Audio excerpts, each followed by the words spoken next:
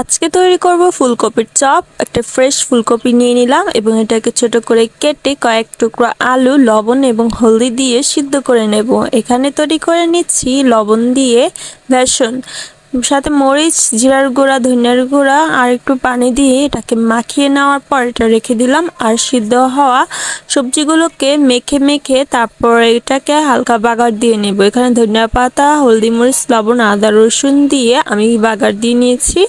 আর এই হয়ে গেল আমাদের মূল উপকরণটা। আর এটাকে এখন গোল আকৃতি দিয়ে বেসনে ডুবিয়ে তেলে ভেজে নিলেই হয়ে যাবে আমাদের আজকের চপ।